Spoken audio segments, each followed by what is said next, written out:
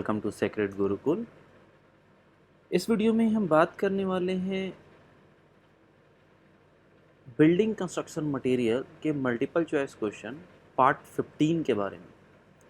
Topic हमारा timber है। हमने already cement, lime, brick, motor ये सारे टॉपिक डिस्कस कर लिया है। एग्रीगेट ये 5 टॉपिक हमने कवर कर लिया है। नेक्स्ट टॉपिक जो आज से जो स्टार्ट करें वो टिम्बर है। इसमें हम क्वेश्चन के साथ साथ कुछ एक्सप्लेनेशन भी डिस्कस करते चलेंगे एक ही क्वेश्चन पे कि क्या है, कैसे है, अदर ऑप्शंस का क्या अलग ऑब्जेक्टिव बन सकते हैं। ठीक है, तो जो लोग चैनल पे नए हैं मस्ट सब्सक्राइब द चैनल। और आते हैं क्वेश्चन पे। 286 तक हमने कवर कर लिया। 286 क्वेश्चन 1 से लेके पार्ट 14 तक कवर किया है। नेक्स्ट क्वेश्चन है 287। क्वेश्चन ये कह रहा है विच of the following is A soft wood tree. अब देखो दो तरीके के ट्री होते हैं, एक हार्डवुड ट्री होता है, एक सॉफ्टवुड ट्री होता है। तो हार्डवुड ट्री की अगर हम बात करते हैं तो हार्डवुड ट्री हमारा डेसिडियस होता है, और सॉफ्टवुड की बात करते हैं सॉफ्टवुड जो होता है हमारा कॉनिफर्स होते हैं। तो इसमें से कह रहा है सॉफ्टवुड कौन है। सॉफ्टवुड इसमें से कोई एक ही होगा, बाकी सारे हार्डवुड होंगे। तो पाइन जो है आपका वो सॉफ्टवुड है। बाकी ये तीनों की बात करें, दिस इज द हार्डवुड, ये भी हार्डवुड, ये भी हार्डवुड, ये आपका सॉफ्टवुड है। ठीक है, तो C is the correct answer. Correct answer आपके यहाँ पे सी है। लेकिन अगर हम और डिफरेंसेस की बात करते हैं हार्डवुड और सॉफ्टवुड में, कि देखो हार्डवुड क्या होता है, कहाँ पे उगाए जाते हैं, या फिर इसका स्ट्रेंथ एक इम्पॉर्टेंट पैरामीटर है।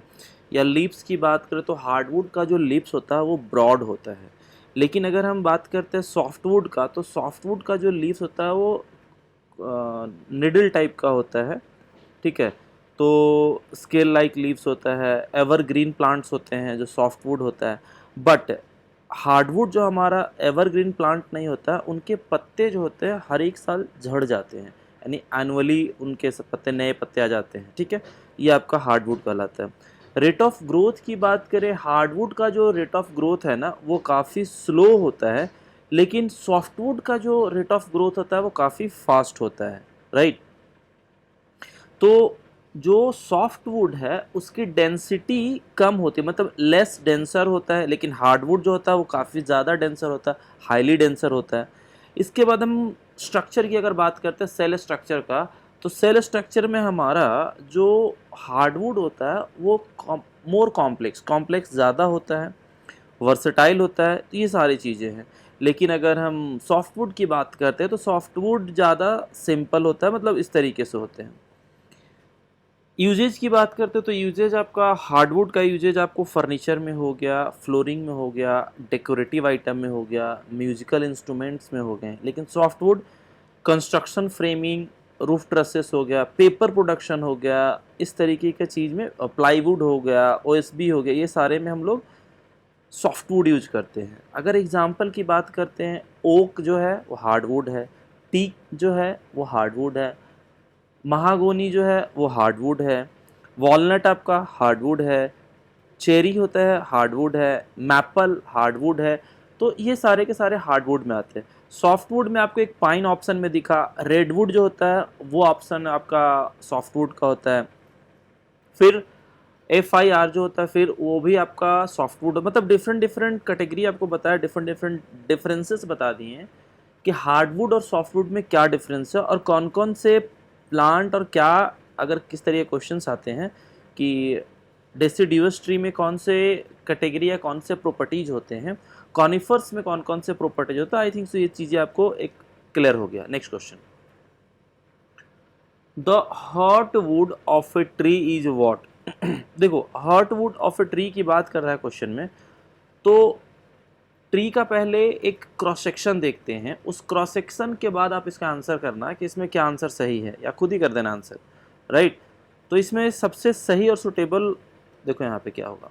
नेक्स्ट, ये आपका कुछ इमेज है, एक क्रॉस सेक्शन दिख रहा है आपको कि इसमें बार्क कौन सा है, इनर बार्क कौन सा है, आउटर बार्क कौन सा है, सैप वुड कौन सा है, हर्ट वुड कौन सा है, फिर पिथ कौन सा है, मेडुलरा रेज कौन सा है, कैम्बियम लेयर कौन सा कहलाता है। ये आपको फिगर से क्लियर होगा। तो देखो यहाँ पे दिख रहा डेड बार्क, ये जो दिख रहा है डेड बार्क, तो ये क्या कहलाता है, ये आउटर लेयर आपको दिख रहा है, सबसे बाहर का जो लेयर है ये आउटर लेयर है, ठीक है। तो इसको आउटर बार्क भी बोलते हैं, इसको क्या बोलते हैं, आउटर बार्क भी बोलते हैं, आउटर हो गया, ठीक है। यहाँ पे जो लाइव बार्क दिख रहा है इसको बोलते हैं इनर बार्क, ठीक है। ये आउटर हो गया, ये इनर हो गया, क्लियर है, ये इनर हो गया, इनर बार्क हो गया। तो डेड बार्क जो होता है या आउटर बार्क जो होता है उसका क्या यूज होता है या क्या उसका रोल होता है एक पर्टिकुलर ट्री में। तो outer bark is a layer of dead tissue, is a layer of dead tissue which is a protection for the trunk of branches, which is a protection of the trunk of branches, ठीक है। it also helps to reduce water loss from the living cell of the tree। तो एक तो ये हो गया outer bark का। Inner bark का क्या काम होता है, इनर बार्क आपको ये वाला पार्ट दिख रहा है, ये जो दिख रहा है ना, ये इनर बार्क हो गया। यहाँ से जो ब्राउन कलर दिख रहा है ना, ब्राउन के दो, एक पार्ट बाहर एक पार्ट अंदर, जो एरो मार्क किया हुआ, this is the inner bark. तो आउटर बार्क के अंदर होता है इनर बार्क, ठीक है, जिससे से अंदर जाते जाएंगे हम लेयरिंग बाय लेयरिंग। तो इसका क्या काम होता है, इसका क्या रोल होता है, तो इसका रोल होता है food material produced by the leaves are conducted through the inner bark to the branches, trunk, roots, मतलब ये सारे चीज़ें होते हैं। तो ये आपको इनर बार्क का काम होता है, इसको लाइव बार्क भी बोलते हैं। अब इसके बाद नेक्स्ट जो हमारा आता है वो आता है कैम्बियम लेयर, ये देखिए नीचे वाला कैम्बियम लेयर। तो कैम्बियम लेयर का क्या काम होता है, एक थिन सेल होता है जो काफ़ी कह सकते हो थिन सेल होता है जो कि इनविजिबल होता है, मतलब हम लोग नॉर्मल नेकेड आई से नहीं देख सकते हैं उसको, तो उसको कैम्बियम लेयर कहते हैं। इसका काम होता है ट्री के ग्रोथ में हेल्प करना, यार कि या थिकनेस में उसका हेल्प करना होता है, कि जो थिकनेस बढ़ता है, जो जैसे आपको इसका जो क्रॉस सेक्शन दिख रहा है ना, इस क्रॉस सेक्शन में धीरे धीरे इंक्रीज होता है, तो कैम्बियम लेयर इसका काफ़ी हेल्प करता है। तो ये आपका कैम्बियम लेयर होता है। नेक्स्ट, तो cambium layer grow wood cells on inside the live bark cell, ठीक है।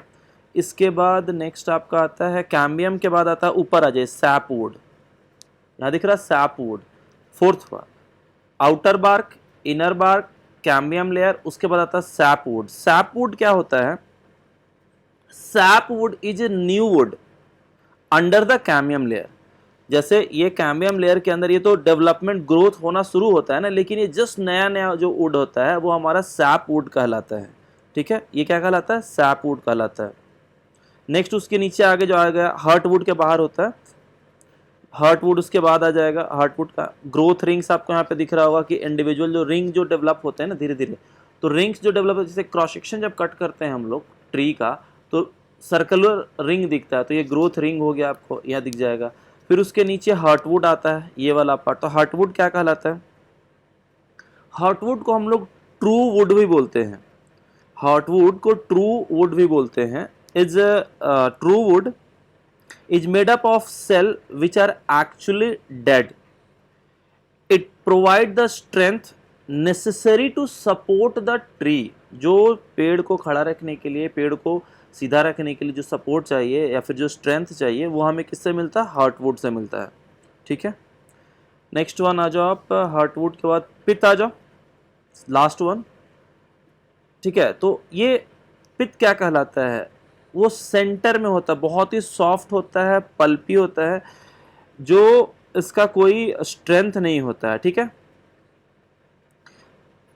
पित को समटाइम्स कभी हम लोग मेडुला भी कहते हैं, या मेडुला रेज जो आपको दिख रहा है यहाँ पे ना, मेडुला रेज ये बाहर की तरफ है, लेकिन इसको मेडुला भी बोलते हैं ये पित को। ये जो लास्ट में ब्लैक वाला दिख रहा है, ये वाला पोर्शन। तो एक तरीके से आपको ये सारी चीज़ें क्लियर हो गया आपको कि इसमें कौन कौन से पार्ट होते हैं, क्या है, कैसे हैं, कि इनर बार्क क्या है, आउटर बार्क क्या है, कैम्बियम लेयर क्या है, हार्टवुड क्या है, सैपवुड क्या है, रिंग्स क्या कहलाते हैं, ठीक है, पित क्या कहलाता है। तो ये चीज़ है। अब क्वेश्चन पे आइए कि the heartwood of a tree is what, the outer living part of the tree, the inner dead part of the tree, responsible for transporting water, more susceptible of decay.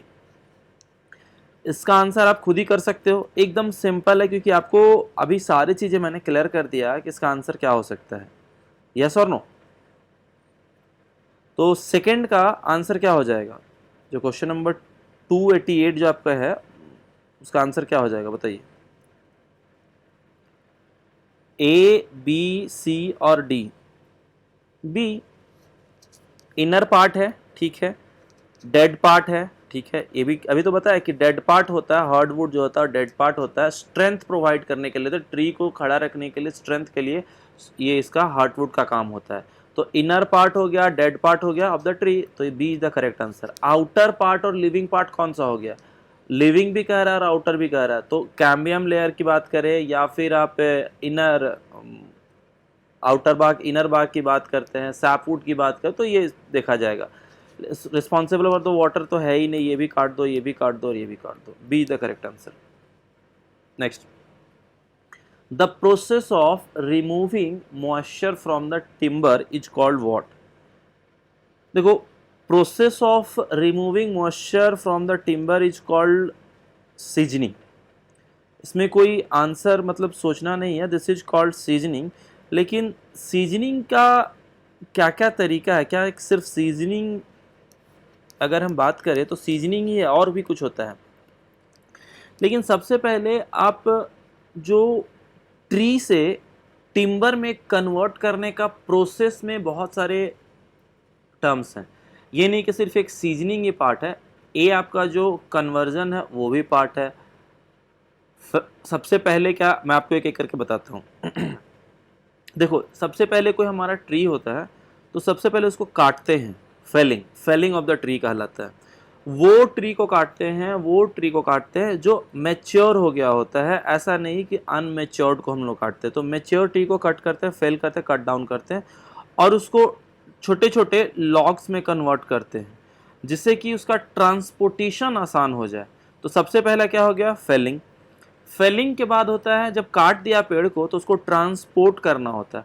तो डिफरेंट डिफरेंट जो logs होते हैं जिसको easily transport किया जा सके, तो उसको या तो ट्रक के थ्रू ट्रांसपोर्ट करेंगे या फिर वाटरवे के थ्रू ट्रांसपोर्ट करेंगे। दोनों चीज़ें क्लियर हो गया। इसके बाद ट्रांसपोर्ट करने के बाद जहाँ पे उसे पहुँचाना है पहुँचा दिया हमने। नेक्स्ट हम करते हैं डी बार्किंग। जो आउटर बार्क था वहाँ पे उसको हम लोग आउटर बार्क और इनर बार्क उसको रिमूव करते हैं, डी बार्क करते हैं। तो सबसे पहले क्या करते हैं, छोटे छोटे लॉक्स होते हैं, उसे मशीनरी पार्ट के थ्रू, स्पेशलाइज मशीनरी के थ्रू हम लोग डी बार्किंग करते हैं। क्योंकि देखो, जो डी बार्किंग जो बार्क होता है ना, आउटर बार्क या इनर, दोनों ही बार्क की बात कर ले, उसका कोई कमर्शियल वैल्यू नहीं होता है, उसका कोई भी कमर्शियल वैल्यू नहीं होता, इसलिए उसको हटा देते हैं।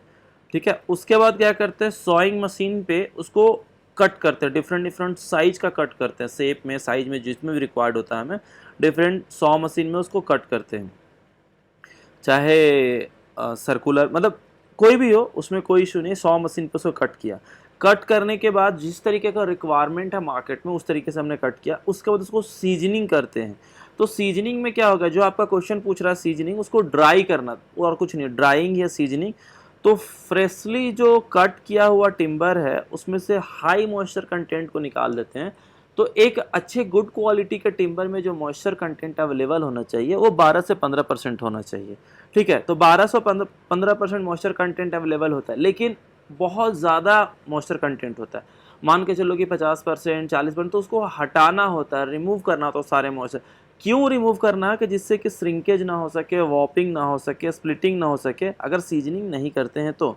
लेकिन सीजनिंग करने का दो मेथड है। देखो, एक तो एयर ड्राइंग मेथड है कि उसको हमने धूप में रख दिया और वो नेचुरल एयर से जो वेंटिलेट हो रहा है या सर्कुलेट हो रहा है, तो वो धीरे धीरे सूख रहा पानी उसका निकल रहा है।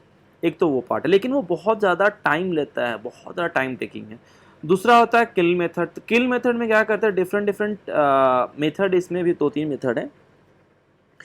इसमें टेम्परेचर और ह्यूमिडिटी को जो है ना वो बहुत ही केयरफुली उसको कंट्रोल करते हैं, जिससे कि क्या होता है कि फास्ट मॉइस्चर रिमूव होता है। क्या होता है? फास्ट मॉइस्चर रिमूव होता है। तो एक वो होता है किल्न के थ्रू। इसके बाद जब सीजनिंग हो जाता है ना हमारा, दोनों तरीके में से कोई भी सीजनिंग, क्योंकि सीजनिंग का पार्ट था इसीलिए बता दिया, सीजनिंग एयर ड्राइंग होता है और किल्न ड्राइंग होता है, ठीक है। सीजनिंग के बाद आता है ग्रेडिंग करते हैं। दो सीजन टिम्बर होता है जिसमें से मॉइस्चर कंटेंट निकाल लिया, उसको हम लोग ग्रेडिंग करते हैं as per the quality, strength, appearance, ये सारे चीज़ों को लेके हम उसका ग्रेडिंग करते हैं। या फिर यूजेस, स्पेशली कि यूजेस के बेसिस पे भी ग्रेडिंग करते हैं। ग्रेडिंग के बाद आता है सरफेसिंग। सरफेसिंग में उसको प्लेन सरफेस हो गया या फिर सैंडेड सरफेस हो गया, स्मूथ सरफेस, मतलब डिफरेंट डिफरेंट टाइप्स जो सरफेस का रिक्वायरमेंट है, जिस डायमेंशन में रिक्वायर्ड है उस डायमेंशन में उसको सरफेसिंग करते हैं। सरफेसिंग के बाद one of the most important part आता है ट्रीटमेंट, जिसका ऑब्जेक्टिव भी आएगा। ट्रीटमेंट करना इंपॉर्टेंट है। जो बेसिक ट्रीटमेंट है, बेसिक ट्रीटमेंट आपको CCA ट्रीटमेंट करते हैं केमिकल के थ्रू। उस CCA को बोलते हैं कॉपर क्रोमियम आर्सेनिक ट्रीटमेंट। क्या बोलते हैं? कॉपर क्रोमियम आर्सेनिक ट्रीटमेंट, ठीक है। देखो, ट्रीटमेंट क्यों जरूरी है? ट्रीटमेंट इसीलिए जरूरी है क्योंकि इसको हम प्रोटेक्ट कर सके इंसेक्ट से, फंजाई से, डिके से। तो इंसेक्ट और फंजाई से बचाने के लिए हमें ट्रीटमेंट की रिक्वायरमेंट है, और कहाँ पे उस टिम्बर का यूज कर रहे हैं वो भी इंपॉर्टेंट पार्ट है। किस तरीके का टिम्बर है, किस क्वालिटी का टिम्बर है, उसी हिसाब से हम उसका ट्रीटमेंट भी करते हैं। लेकिन एक बेसिक ट्रीटमेंट जो केमिकल के थ्रू करते हैं ना, वो बेसिक ट्रीटमेंट आपको CCA, कॉपर क्रोमियम आर्सेनिक। उसके बाद आता है फिनिशिंग। फिनिशिंग में क्या होता है कि एस्थेटिक व्यू के लिए या फिर प्रोटेक्टिव पर्पस के लिए, मतलब पेंट के थ्रू, वर्निसेस के थ्रू या फिर किसी भी अदर कोटिंग मटेरियल के थ्रू हम लोग उसको फिनिशिंग टच देते हैं। तो ये हो गया। उसके बाद फिर distribution and use, different different जगह पे जहाँ पे रिक्वायर्ड है वहाँ पे हम ट्रांसपोर्ट करते हैं अलग अलग लोकेशन पे। और फर्नीचर के लिए हो गया, जो मोस्टली यूज होता है फर्नीचर के लिए, कवर्ड्स के लिए, जिससे भी डिफरेंट डिफरेंट टाइप के फर्नीचर का हम इसको यूज करते हैं। अदर एप्लीकेशन से बहुत सारे एप्लीकेशन हैं। तो seasoning is the correct answer, लेकिन बाकी चीज़ें भी आपको पता चलेगी कि क्या है, ठीक है। विच of the following is A common timber defect? देखो, कॉमन टिम्बर डिफेक्ट की बात करते हैं तो नॉट्स, सेक, वैनी एजेस, या ऑल ऑफ द अबव। तो आंसर तो मैं आपको बता देता हूँ कि इसमें अगर हम नेचुरल डिफेक्ट की बात करें तो इसमें सारे हैं, इसमें सारे के सारे नेचुरल चारों है। D is the correct answer. क्या ये सिर्फ 3 ही हैं जो डिफेक्ट है? नेचुरल डिफेक्ट में आपको नॉट आता है, सेक आता है, वेन आता है, ट्विस्टेड फाइबर आता है। क्या आता है? ट्विस्टेड फाइबर आता है। लिख लीजिए, नॉट जो आपको लिखा हुआ है, shake, wane, WANE wane, twisted fibre is the fourth one जो नेचुरल डिफेक्ट आता है, जो नेचुरल डिफेक्ट आता है। इसके बाद अगर हम बात करते हैं तो फंजाई इफेक्ट होता है। तो फंजाई इफेक्ट में क्या क्या होता है? मतलब अगर फंजाई इफेक्ट होता है तो फंजाई इफेक्ट भी नेचुरल ही है, लेकिन उसके कारण इफेक्ट कौन कौन से हो गए? ड्राई रॉट का नाम सुना होगा आपने, ड्राई रॉट होता है, सैप स्टेन होता है, वाइट रॉट होता है, ब्राउन रॉट होता है। फिर इंसेक्ट डिफेक्ट में जो होता है, इंसेक्ट में कौन कौन सा हो गया? इंसेक्ट में टर्माइट्स हो गए, बो हो गया, टर्माइट्स हो गए इंसेक्ट्स में।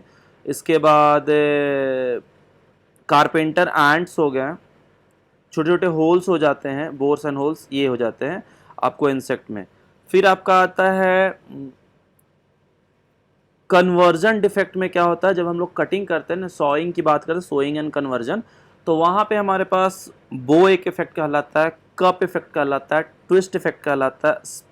तो ये सारी चीज़ें हमारे पास, स्प्रिंग हो गया, चेक हो गया, स्प्लिट हो गया, ये सब के सब डिफेक्ट्स ही हैं। फिर उसके बाद अदर डिफेक्ट में केमिकल स्ट्रेन डिफेक्ट होता है, वाटर स्ट्रेन डिफेक्ट होता है। मतलब हम अगर कॉमन टिम्बर डिफेक्ट की बात कर रहे हैं तो बहुत सारे डिफेक्ट्स हैं, और सारे डिफेक्ट्स इंपॉर्टेंट हैं। सारे डिफेक्ट्स का एक पैरामीटर्स इंपॉर्टेंट, जैसे कि मान लें कि वाइट रॉट की बात किया तो वाइट रॉट कहाँ पे होता है, क्यों होता है, और उसको कैसे बचाया जा सकता है। ब्राउन रॉट की बात करते तो कैसे होता है, बचाया कैसे जा सकता है, दोनों चीज़ इंपॉर्टेंट है। या फिर अगर हम सॉइंग एंड कन्वर्जन की बात करते हैं तो वहाँ पे बो, कप, ट्विस्ट, स्प्रिंग, चेक, ये सारे को कैसे हम बचा सकते हैं। ऐसा नहीं कि सिर्फ हमें ये पढ़ना है कि क्या क्या होता है, इफ डिफेक्ट क्या है, डिफेक्ट के साथ उसका सोल्यूशन भी तो देखेंगे। तो all of the above is the correct answer. Next question, timber is a good insulator of what? Timber is a good insulator of what? Heat, sound, electricity या ऑल ऑफ द अबव? तो देखो यहाँ पे अगर देखा जाए तो तीनों का तीनों सही है। Timber is a good insulator of heat, correct. Sound का भी इंसुलेटर है, इलेक्ट्रिसिटी का भी इंसुलेटर, यानी कि D is the correct answer. D जो है उसका सही आंसर। ठीक है, इसमें ज़्यादा कुछ डिटेल्स में जाने की जरूरत नहीं है। The process of cutting timber into stable size is known as what? The process of cutting timber into usable size, stable नहीं, usable size is known as what? उस प्रोसेस को क्या कहते हैं जिसको हम यूज में लाते हैं? सीजनिंग नहीं, पहला है, दूसरा क्वेश्चन था सीजनिंग, नहीं होगा। Conversion, yes. तो B is the correct answer. B is the correct answer, जिसको यूजेबल साइज में लेके आते हैं। Which of the following is a hardwood tree? Hardwood इसमें से कौन सा हो गया? देखो, ओक तो आपके सबसे पहला, अभी जब हमने पहला क्वेश्चन डिस्कस किया था कि हार्डवुड और सॉफ्ट वुड में डिफरेंस क्या होता है, तो मैंने आपको वहीं पे बताया था कि oak is the hardwood tree. तो ये भी आपका आंसर क्लियर है। बाकी ये तीनों सॉफ्ट वुड है। The moisture content of well season timber is typically around, पहले भी बताया कि 12 से 15% होते हैं। तो best suitable answer is the C, 15%। Best suitable answer is the C, 15%। Which of the following preservatives is commonly use to protect timber from decay? अभी थोड़ा देर पहले बताया था कि जब हम लोग डिफेक्ट की बात, डिफेक्ट नहीं, जब हम प्रोसेस की बात कर रहे थे तो प्रोसेस के बारे में बताया था कि सीसीए से हम लोग प्राइमरी करते हैं। तो सीसीए हमारा क्या क्या है? Copper, chromium and CCA. CCA आपका आ गया, CCA is the correct answer. Copper, chrome and arsenate लिखा है, ठीक है। तो CCA is the correct answer. बाकी सब टार भी करते हैं, कोरोसेट भी करते हैं, ऑल ऑफ द। अच्छा, which of the following preservative is commonly use to protect the timber? Commonly use की बात कर रहा है ना, तो सी इज द करेक्ट। बाकी भी है, ऐसा नहीं कि नहीं है, लेकिन अगर कॉमनली की बात करें तो कॉमनली में कौन सा हो जाएगा? देखो, केरोसेट भी करते हैं, टार भी करते हैं और कॉपर भी करते हैं। अगर यहाँ पे कुछ और होता ना, तो अगर जनरली लिख देता कि मतलब बेसिक पैरामीटर्स पे कौन सा करते हैं, तो सी भी करेक्ट है। सबसे जो बताया था टार और का आंसर हमने नहीं बताया, उस समय डिस्कशन में नहीं किया था, लेकिन all of the above is the correct answer. यहाँ पे डी हो जाएगा ना, तीनों तो तीनों सही है। सीजनिंग प्रोटेक्शन तो हम तीनों से करते हैं, कॉमनली यूज जो कर रहे हैं टार का भी यूज कर ही रहे हैं, तो बी और सी तो सही है, तीसरा भी सही है। देखो, ट्रीटमेंट जिससे भी करते हैं, प्रोटेक्शन, प्रोटेक्ट जिससे भी टिम्बर को बचा रहे हैं, उस चीज की बात करते हो, तो D is the correct answer. The strength of the timber is highest along its grain, radial direction, tangential direction and none of the above. Grain, देखो कटिंग की बात करते हैं ना, तो कटिंग में सबसे ज्यादा स्ट्रेंथ किस में मिलता है? along its grain size. Grain में क्या होता है कि द फाइबर जो होता है ना, फाइबर के साइज से कट करते हैं, तो इससे हमें ग्रेटेस्ट स्ट्रेंथ, हाईएस्ट स्ट्रेंथ मिलता है। तो वही कह रहे हैं यहाँ पे, तो ग्रेन साइज में सबसे ज़्यादा कटिंग करता है, जिससे कि स्ट्रेंथ ज़्यादा, बेस्ट जो कहते हैं ना, बेस्ट स्ट्रेंथ किस में मिलेगा, कैसे काटेंगे उसको? क्रॉस सेक्शन वाइज काटेंगे या फिर रेडियल वाइज काटेंगे, टेंजेंशियल काटेंगे, ग्रेन साइज काटें, तो ग्रेन साइज में सबसे ज़्यादा स्ट्रेंथ मिलता है। तो ए इज द करेक्ट आंसर। तो इस तरीके से हमने 10 क्वेश्चन कंप्लीट किया आपके, और पूरे डिटेल्स में जो भी क्वेश्चन था, अब अगले पार्ट में हम लोग नेक्स्ट कवर कर लेंगे। 295 था, 96 था, 97 से 297 से नेक्स्ट हो जाएगा आपको पार्ट 16 में, ठीक है। This is all about the today's class. So thank you everyone, and जिन लोगों ने वीडियो को लाइक नहीं किया, अगर शेयर नहीं किया, तो सब्सक्राइब नहीं किया चैनल को, तो सब्सक्राइब कर लीजिए। Thank you everyone.